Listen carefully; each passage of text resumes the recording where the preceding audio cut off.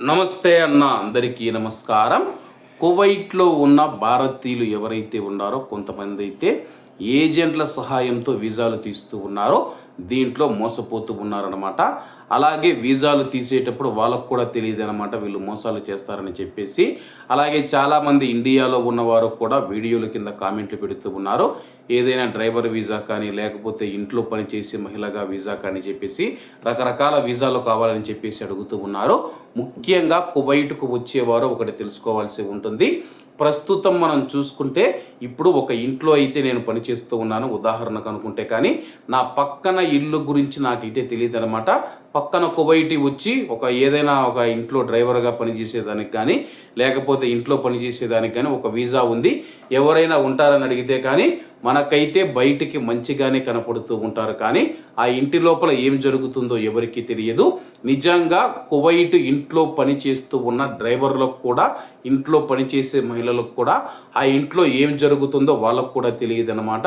ఎందుకంటే నేను పని చేస్తూ ఉన్నాను కాబట్టి వీసా తీస్తానని చెప్పుకుంటారు, కానీ అక్కడికి వెళ్ళిన తర్వాత అయితే పడుతూ ఉంటారు. గత 2-3 సంవత్సరాల నుంచి మనం చూసుకుంటే నాకైతే కొంతమంది అయితే మెసేజ్లు చేస్తూ ఉన్నారు, అన్నా కొన్ని వీసాలు ఉన్నాయి, వీసాకు 50 దినార్లు ఇస్తాం, 100 దినార్లు ఇస్తాం, సూన్ వీసా అయితే కానీ 200 దినార్లు 250 దినార్లు ఇస్తాం, దయచేసి ఒక వీడియో చేయమని చెప్పేసి నేనైతే 2-3 సంవత్సరాల కిందట నుంచి అయితే మెసేజ్లు వస్తూ ఉన్నాయి.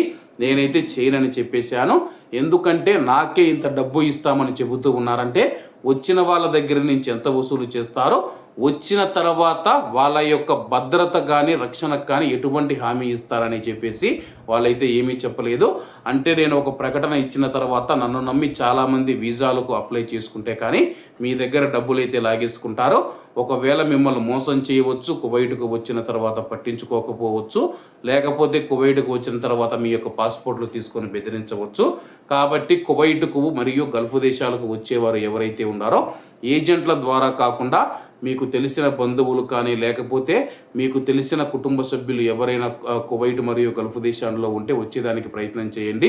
ముఖ్యంగా ఇటువంటి మోసాలు అయితే జరుగుతూ ఉన్నాయి. మీ దగ్గర నుంచి డబ్బులు దోచుకుంటూ ఉన్నారు. డబ్బులు ఎవరికైనా ఇచ్చేటప్పుడు చాలా జాగ్రత్తగా ఉండండి. వీసా మోసాలు ఎక్కువైపోయాయి.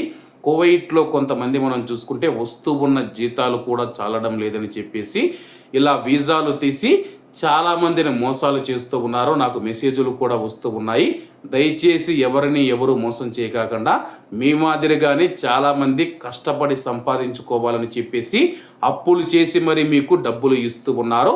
ఆ యొక్క డబ్బులు మీరు తీసుకొని మోసం చేసేస్తే వాళ్ళ పరిస్థితి ఎలా ఉంటుందో ఒకసారి ఆలోచించండి. ఎవరు ఇటువంటి పనులు చేయకండి. చాలామంది వీసాలు డబ్బు తీసుకొని మోసం చేస్తూ ఉన్నారని చెప్పి మెసేజ్లు చేస్తూ ఉన్నారు. వాళ్ళ యొక్క ఫోటోలు పంపుతాము, వీడియోలు పంపుతాము, వాళ్ళ ఊరి పేర్లు అన్నీ పెడతాము, ఒకసారి వీడియో చేయమని చెప్పి అడుగుతూ ఉన్నారు. దయచేసి ఎవరు ఇలా చేయొద్దన్నా. మీరు ఎవరికైనా వీసాల కోసం డబ్బు తీసుకొని ఉంటే ఆ యొక్క డబ్బు తిరిగి ఇచ్చేయండి. ఎందుకంటే నేను వీడియో పెట్టిన తర్వాత మీ యొక్క పూర్తి వివరాలు తెలిసిపోతాయి కాబట్టి అప్పుడు మీరే ఇబ్బందుల్లో పడే అవకాశం ఉంది. నేను వీసాలకు డబ్బు ఇచ్చి మోసపోయిన వారికి ఒకటే చెప్పాను, ముందుగా వెళ్ళి పోలీస్ స్టేషన్లో ఫిర్యాదు చేయండి. ఫిర్యాదు చేసిన తర్వాత వాళ్ళ యొక్క వివరాలు నాకు పంపించండి, నేనైతే వీడియో చేస్తానని చెప్పేసి. కాబట్టి వీసాల విషయంలో మోసాలు జరుగుతూ ఉన్నాయి. డబ్బు ఇచ్చేటప్పుడు మీరు కూడా ఆలోచించండి. ఎందుకంటే కానీ మనం ఏదైనా 10 రూపాయలు ఖర్చు పెడుతూ ఉన్నామంటే 1-2 సార్లు ఆలోచిస్తాము.